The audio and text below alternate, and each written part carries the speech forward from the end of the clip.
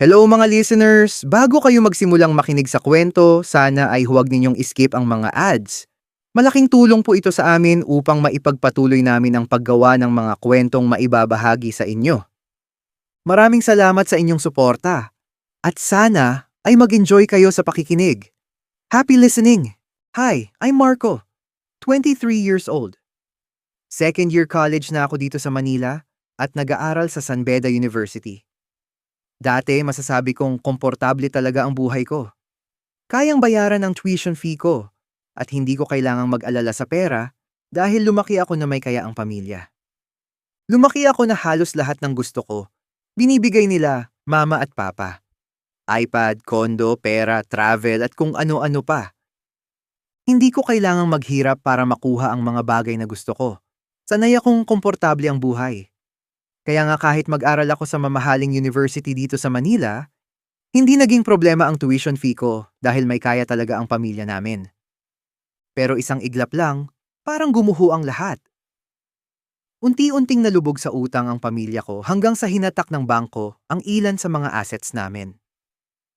Yung buhay na dati ay puno ng kasiguraduhan, biglang napalitan ng takot at problema. Sobrang naapektuhan si Papa sa nangyari sa negosyo niya. Halos buong buhay niya kasi, doon umiikot ang mga pangarap niya para sa akin at kay ate. Hanggang sa isang araw, inatake siya sa puso dahil sa sobrang stress at depression. Si mama naman, nalunod sa sugal. Siya mismo ang naging dahilan kung bakit tuluyang bumagsak ang negosyo namin. Habang pilit inaayos ni Papa ang lahat, palihim namang lumalaki ang mga utang dahil sa bisyo niya. Dalawa lang kaming magkapatid. Yung ate ko may sarili ng pamilya. At matagal nang walang gana makialam sa amin dahil hindi rin naman siya close kina mama at papa. At ako yung naiwan sa gitna ng lahat. Isang second year college student na pilit nagpapatuloy kahit unti-unti nang nawawala yung buhay na nakasanayan ko. Araw-araw akong pumapasok na parang okay lang lahat, pero sa totoo lang, hindi ko alam kung paano magsisimula ulit. Malapit na ring maubos yung savings ko dahil puro gala at bisyo lang ang inaatupag ko kasama ng mga barkada ko. Puro anak mayaman din kasi sila. Sanay kami sa inom, out of town, shopping, at kung ano-anong luho na dati normal lang sa akin. At kahit ramdam ko ng unti-unti akong nauubusan ng pera, hindi ako makatanggi kapag inaaya nila akong lumabas. Ayokong isipin nila na naghihirap na ako.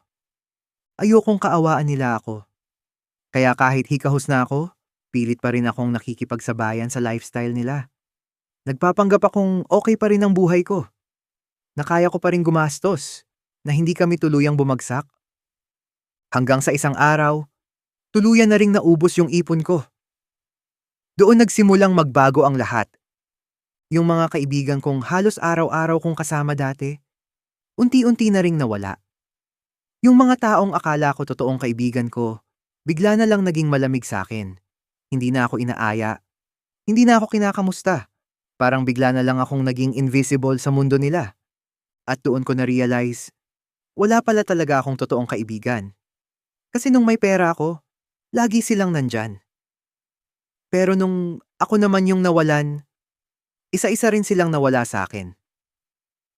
Ang dami kong realization nung nawala lahat sa akin. I realized na hindi pala habang buhay nasa taas ka.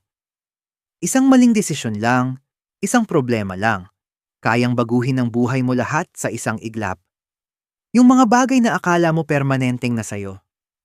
Pera, comfort, kaibigan, lifestyle, pwede palang mawala ng sabay-sabay. Narealize ko rin na hindi porket maraming tao sa paligid mo, hindi ka na nag-iisa. Kasi sa oras na ikaw na yung nangangailangan, dun mo makikita kung sino talaga yung totoo. Ang daming taong masaya lang, kasama ka habang may pakinabang sila sayo. Pero kapag ikaw naman yung bagsak, bigla ka na lang nilang nakakalimutan. Dati akala ko importante yung makisabay. Yung dapat branded yung suot mo, updated gadgets mo, lagi kang present sa gala, at kaya mong gumastos kahit magkano. Pero nung nawala lahat sa akin, dun ko naintindihan na wala palang saysay yung mga bagay na Yun kapag wala kang peace of mind. Natutunan ko rin na sobrang delikado pala mag-pretend. Pinipilit kong magmukhang okay kahit hindi na. Pinipilit kong sumabay sa mga taong hindi naman alam yung totoong sitwasyon ko. Hanggang sa pati ako, napagod na rin sa sarili kong pagpapanggap. At higit sa lahat, doon ko mas nakilala yung sarili ko. Kasi kapag nasa baba ka na ng buhay, wala ka ng ibang maaasahan kundi sarili mo. Walang pera, walang kaibigan, walang privilege. Ikaw lang. Doon ko na-realize na sobrang spoiled ko pala noon. Hindi ko alam yung totoong hirap ng buhay dahil lahat ibinibigay sa akin dati. Hindi ko pinapahalagahan yung mga bagay kasi sanay akong laging meron. Pero nung dumating ako sa punto na kailangan ko ng magtipid, mamili kung saan gagastos, at mag-isip kung paano mabubuhay kinabukasan, doon ko lang tunay na naintindihan yung halaga ng pera, pagod, at sakripisyo. Ngayon, hindi ko na alam kung anong gagawin ko. Mag-isa akong nakatulala dito sa maliit kong apartment, malayo sa buhay na nakasanayan ko noon. Wala na yung kondo na dating tinitirhan ko. Wala na rin yung ingay ng mga barkadang araw-araw kong kasama. Tahimik, sobrang tahimik. Yung tipong maririnig mo na lang yung electric fan at mga sasakyan sa labas habang nakatitig ka sa kisame. Iniisip ko kung paano umabot sa ganito yung buhay ko. Hindi ko pa rin matanggap na ang bilis magbago ng lahat. Dati, hindi ko kailangang isipin kung may pera pa ba ako kinabukasan. Ngayon, bawat gastos kailangan kong bilangin. Habang nakaupo ako dito sa lumang sofa ng apartment, napapaisip ako kung saan ba ako nagkamali. Kasalanan ba namin? Kasalanan ba ni Mama? Kasalanan ko rin ba dahil nagpakabulag ako sa luho at maling mga tao? Hindi ko alam. Ang alam ko lang, pagod na ako at nahihirapan. Dumating din ako sa punto na kailangan kong mag-drop out muna sa school. Masakit tanggapin, pero wala na talaga akong choice. Hindi ko na kayang bayaran yung tuition at iba pang gastusin.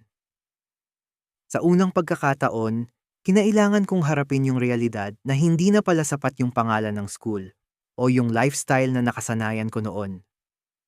Ang hirap pala kapag bigla kang binaba ng buhay. Habang nakatingin ako sa mga kaklase kong tuloy pa rin sa pag-aaral at sa mga post nila online, hindi ko maiwasang mainggit. Pakiramdam ko na pag-iiwanan na ako. Pero anong magagawa ko? Kailangan ko munang unahin kung paano mabubuhay. Siguro mag-transfer na lang ako next year sa mas murang school kapag nakapag-ipon na ulit ako. Hindi ko man tanggap ngayon. Pinipilit kong isipin na hindi naman siguro dito matatapos lahat para sa akin. Hindi man ako makabalik agad sa dating buhay ko. Sana kahit papaano, makahanap ulit ako ng panibagong simula. Dahil wala akong alam na trabaho at wala rin akong experience. Kung ano-anong raket yung pinasok ko para lang may panggastos at pambayad sa apartment. Hanggang sa may nagpakilala sa akin sa mundo ng pagko-callboy. Maraming nagsasabi na gwapo raw ako at maganda ang katawan ko. Siguro dahil na rin sa lifestyle ko noon. Alaga sa sarili, branded manamit, gym, at sanay makihalubilo sa mga taong may kaya. Ginamit ko ang mukha at katawan ko para kumita ng pera. Ang galing mo. Ang sarap mo bumembang, sabi ng client ko na matanda. Tapos inabot niya sa akin yung pera na nagkakahala ng 5,000. Salamat sir, next time ulit. Sabi ko sabay aabot ng pera. Sure, chat na lang kita kapag kailangan ko ang init mo. Sabi niya tapos naglakad siya palabas ng kwarto ng motel. Nung una, sobrang nandidiri ako sa ginagawa ko. Bawat uwi ko galing sa mga client na pinapaligaya ko, kinukuskus ko ng sobra yung sarili ko sa pagligo. Pero kahit anong gawin ko, wala na. Madumi na akong lalaki. Ginagamit ako ng kung sino-sino kapalit ng pera. At habang tumatagal, mas lalo kong hindi makilala yung sarili ko. Yung dating Marco na may pangarap, may pride, at may direksyon sa buhay, parang unti-unti nang nawawala. Pero habang tumatagal, nasanay na lang din ako. Hanggang sa naging normal na lang sa akin yung lahat. Yung mga bagay na dati kinakadiri ko, unti-unti ko na lang tinanggap bilang parte ng araw-araw kong buhay. Ang mukha at katawan ko na, Yung naging puhunan ko para kumita ng pera. At doon ko rin na-realize na kahit papaano, swerte pa rin ako.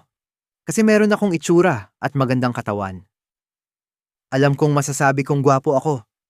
At habang tumatagal ako sa mundong ginagalawan ko, mas lalo kong nakita kung gaano kalaking bagay pala sa totoong buhay kung maganda ka or gwapo tapos may maganda ka pang katawan.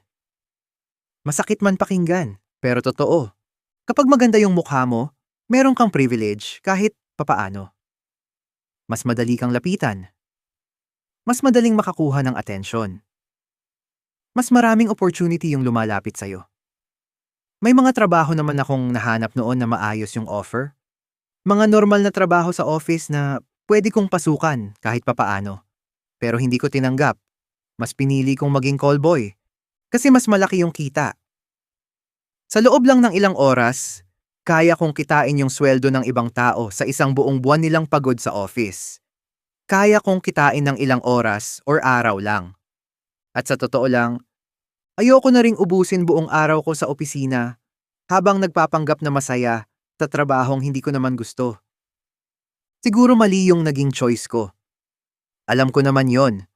Pero kapag dumating ka kasi sa punto na survival na lang ang iniisip mo, minsan hindi mo na pinipili kung tama ba o mali. Ang importante na lang, may pera kang pangtuloy sa buhay kinabukasan. Nung nakaraan, may naging client ako na matandang babae. Akala ko katulad lang din siya ng iba. Pero pagdating ko sa kondo niya, walang nangyari sa amin. Walang bembang na naganap. Samahan ko lang daw siya at kausapin. Tapos nung isang araw naman meron naman ako naging client na lalaki na bata. Siguro nasa 20 years old siya. Masasabi ko na gwapo siya at maganda ang katawan. Kaya lang daw niya ako gusto i-hire. Dahil curious lang siya sa kapwa lalaki at recommended daw ako ng mga tropa niya na bading. Iba-iba ang nagiging client ko. Habang tumatagal ako sa pagiging callboy, mas lalo kong na-realize na hindi pala lahat ng tao na may pera masaya. Nung nakaipon na ako ng pera at sapat na, bumalik ulit ako sa pag-aral pero nag-enroll ako sa ibang school. Nag-enroll ako sa RTU Rizal Technological University. Pinagsabay ko ang pagko-callboy at pag-aaral. Sa umaga, normal na college student ako. Pumapasok sa school, nakikipag-usap sa mga kaklase, nagpapasa ng requirements, at nagpapanggap na parang maayos pa rin yung buhay ko. Pero pagdating ng gabi, ibang marko na ako. Nagpapaligaya ako ng iba't ibang clients. Minsan galing akong school, tapos diretso agad sa mga client ko. May mga pagkakataon pa na halos wala na akong tulog kakabiyahe at kakatrabaho, pero kailangan kong kayanin dahil wala naman akong ibang aasahan, kundi sarili ko. Minsan kapag may booking ako, wala na mailabas ang pagkalalaki ko dahil naubos na sa isang client kanina. Umiinom na lang ako ng pampatigas para makapag-perform ako. Tapos papasok ako sa school na ubos yung lakas ko. May mga araw na habang nasa classroom ako, lutang na lutang ako dahil pagod sa buong gabi. Habang nagtuturo yung professor, iniisip ko kung may magbubuk ba sa akin mamaya para may panggastos ako kinabukasan. Hanggang sa makilala ko si Dingdong. Isa siyang business owner. He hired me for one time, bembang hangang sa naulit ng naulit. Hanggang sa makilala ko si Dingdong. Isa siyang business owner. He hired me for one time, bembang. Hanggang sa naulit ng naulit dahil nasarapan daw siya sa service ko. 39 years old na si Dingdong. May asawa at anak na rin siya. Halata namang maayos talaga yung buhay niya. Magandang sasakyan, mamahaling relo, may sariling kondo. Iba ka talaga. Ang galing mo. Sulit na sulit. Sabi niya sa akin, habang magkatabi kami. Kakatapos lang namin mag-BEM. Buti naman napapasaya kita. Sagot ko. Ngayon lang ako nag-e-explore. Gusto ko lang makaranas ng kapwa lalaki kahit minsan. Sabi niya. Hindi ako nagsalita agad. Sanay na kasi akong makarinig ng mga ganong dahilan mula sa ibang clients ko. Pero iba si Dingdong. Hindi siya bastos magsalita. Hindi rin siya parang manyakis na uhaw lang sa laman. Kailan ulit yung susunod? Tanong ko. Basta chat na lang kita. May lakad kasi kami ng mga anak ko next week. Sagot niya. Sige, sagot ko tapos nag-ayos na kaming dalawa. Inabot agad ni Dingdong yung bayad sa akin. Pero medyo nagulat ako kasi yung binigay niya sa akin ay mas malaki kaysa sa napag-usapan namin. Binigyan niya ako ng 12,000 pesos. 3,000 lang ang usapan namin. Napatingin ako sa pera, tapos sa kanya. Sir, sobra po ata ito, sabi ko habang naguguluhan. Okay lang, deserve mo naman. Saka para may pang-allowance ka pa sa school, sagot niya. Hindi ko alam kung bakit, pero bigla akong natahimik. Siguro dahil matagal na rin simula nung may taong nagsabi sa akin na deserve ko ang isang bagay ng hindi ako minamaliit o tinatrato na parang gamit lang. Habang hawak ko yung perang binigay niya, hindi ko maiwasang isipin kung gaano kalayo na yung narating ng buhay ko. Dati, kaya kong gastusin yung ganyang halaga sa isang gabi ng inom kasama barkada nang hindi ko iniisip. Barya lang yung pera na yan sa akin. Ngayon, kailangan ko nang ibenta yung oras, katawan, at sarili ko para lang mahawakan ulit yung ganong pera. Salamat, sabi ko kay Dingdong tapos niyakap ko siya. By the way, nagpa-deliver pala ako ng pagkain. Maya-maya, nandito na yon. Hintayin mo na bago ka umalis, tapos iuwi mo na rin yung iba para may makain ka sa school. Sabi niya. Napahinto ako sandali. Hindi ako sanay sa ganitong klaseng trato. Ang bait mo naman, sir. Salamat talaga. Mahina akong sabi habang nakatingin sa kanya. Ang dami ko nang nakasalamuha at naging client sa mundong pinasok ko. Iba-iba sila ng ugali, paraan ng pakikitungo, at dahilan kung bakit nila ako hinahanap. Pero sa lahat ng nakilala ko, si Dingdong yung pinakamabait at pinakagalante. Hindi niya ako trinatrato na parang gamit lang na binayaran niya para sa ilang oras. Kapag magkasama kami, pinaparamdam niyang tao pa rin ako. Kinakamusta niya ako. Pinapakain. Pinapahinga. Minsan nga, mas marami pa kaming oras na nag-uusap kaysa sa kung anumang sadya namin. At siguro dahil doon, unti-unti akong naging komportable sa kanya. Hanggang sa madalas na kaming magkita ni Dingdong, pero hindi na para sa kung anumang pisikal na bagay. Minsan magkikita lang kami para kumain, magkape, o simpleng pag-uusap lang. Madalas siyang mag-rant sa akin tungkol sa business niya, sa stress niya bilang provider. At minsan pati sa asawa at mga anak niya. Tahimik lang akong nakikinig habang nagkukwento siya, kasi ramdam kong pagod na rin siya sa buhay niya kahit mayaman siya. At minsan naman, ako yung nag-o-open up. Kinukwento ko sa kanya yung tungkol sa school, sa pamilya ko, sa pagod ko sa buhay, at sa mga bagay na matagal ko nang kinikimkim. Hindi ko na malaya na naging sobrang vulnerable ko na pala sa kanya. Sa kanya ko nasasabi yung mga bagay na hindi ko kayang sabihin kahit kanino. At siguro dahil pareho kaming may mga problemang tinatago sa ibang tao, mas lalo naming naintindihan yung isa't isa. Hanggang sa dumating yung time na nahulog na talaga ako sa kanya. Palagi ko na siyang hinahanap-hanap.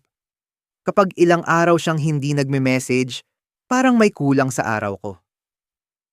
Minsan, hawak ko lang yung phone ko habang hinihintay kung magchat-chat ba siya o hindi. Hindi ko maintindihan yung sarili ko. Alam ko namang lalaki ako.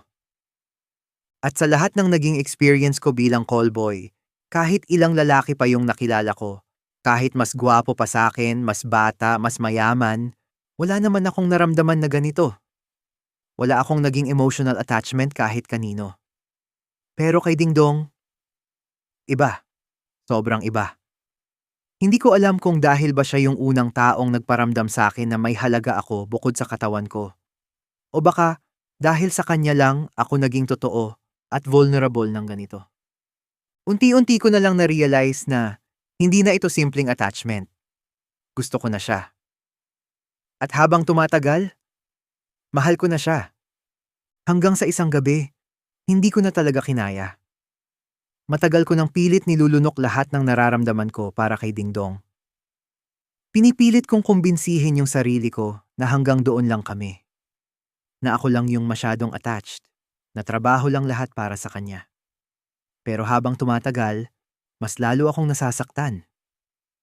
Hanggang sa isang gabi habang nasa kondo niya kami at tahimik siyang nagluluto sa kusina, doon ako tuluyang bumigay. Yumakap ako mula sa likod niya. Mahigpit. Parang takot na takot akong mawala siya sa akin. Mahal na kita. Ayoko na yung ganito lang tayo. Mahalin mo din ako, please. Mahina akong sabi habang nakasandal yung noo ko sa likod niya, tapos umiyak ako. Marco, importante ka sa akin. Sobrang importante mo sa akin.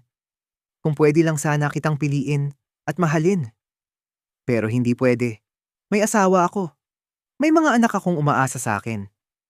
Alam mo naman yun, sabi niya. Tanggap ko naman lahat sa'yo. Kahit itago mo ako. Kahit itago mo yung relasyon natin na dalawa. Okay lang sa akin. Basta kasama lang kita. Willing akong makihati ng oras sa asawa at anak mo. Sabi ko, hindi yun madali. Hindi pwede. Hindi ito yung klaseng buhay na deserve mo. Sa totoo lang, hindi ko naman hinahanap yung relasyon. Nadala lang siguro ako sa comfort na nararamdaman ko sa'yo. Pero ayaw kong masira ka dahil sa akin. Bata ka pa, Marco. Marami ka pang makikilala. You deserve more. You deserve someone na kaya kang ipakilala sa mundo. Sabi niya. So, sinasabi mo bang wala talaga akong chance sa'yo? Na kailangan ko na lang kalimutan lahat ng nararamdaman ko para sa'yo? Sabi ko. Matagal bago siya sumagot. Tahimik lang muna siyang nakatingin sa akin, parang nahihirapan din sa mga salitang lalabas sa bibig niya. Hanggang sa dahan-dahan siyang nagsalita. Oo, Marco. Hindi ako yung taong para sa'yo. Siguro kung mas bata pa ako. Kung kaedad lang kita. Baka sinubukan kong sumugal. Marami na akong responsibilidad. May asawa ako. May mga anak akong kailangang isipin at ang layo ng edad natin. Hindi na ako yung lalaking pwedeng basta sumunod lang sa nararamdaman niya. Sabi niya. Tahimik lang akong nakatingin sa kanya habang tuloy-tuloy yung pagpatak ng luha sa mga mata ko. Wala na akong ibang nasabi. Kasi minsan, kahit anong pilit mong lumaban para sa isang tao, darating talaga yung punto na mapapagod ka na lang din.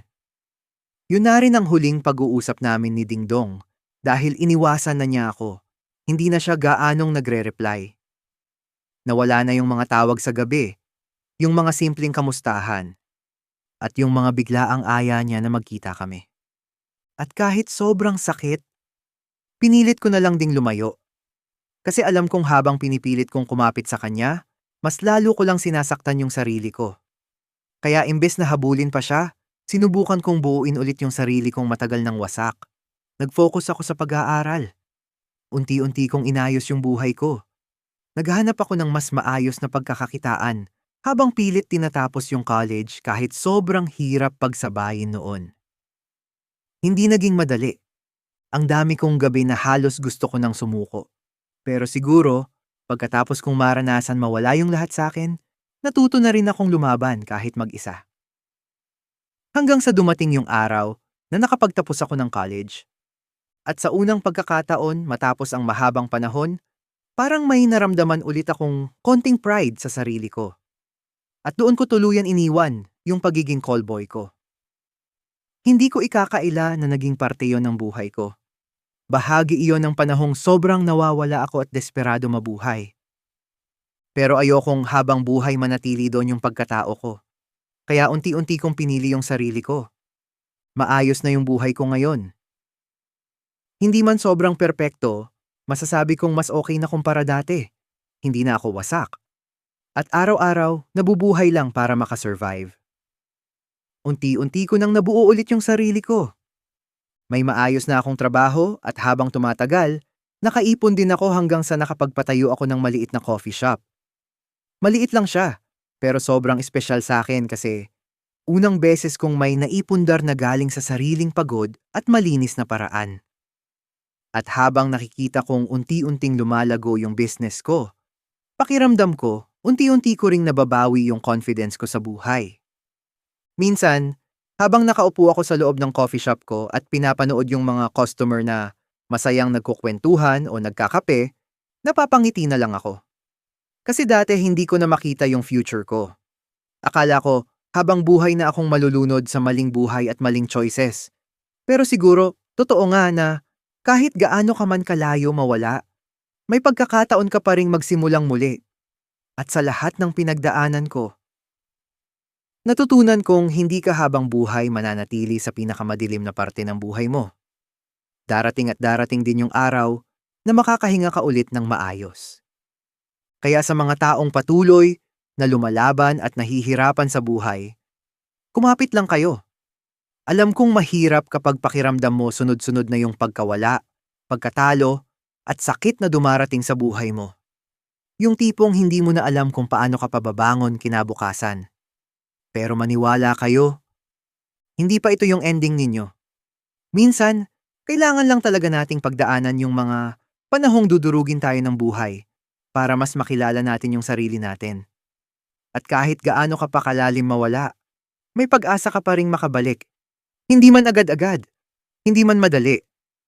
Pero posible, makakabangon ka ulit. Kung nagawa kong bumangon mula sa buhay na akala ko wala ng pag-asa, naniniwala akong kaya ninyo rin. Kaya kung pagod na kayo, pahinga lang saglit. Pero huwag kayong susuko sa buhay. Don't miss out on our latest wild and unfiltered stories. Subscribe now to The Vibe is Unfiltered on YouTube and follow us on X, Instagram, and TikTok at The Vibe is Unfiltered. For extra updates and more kwento, like and follow our Facebook page, The Vibe is Unfiltered. Stay tuned! Mas marami pa kaming pasabog na stories for you.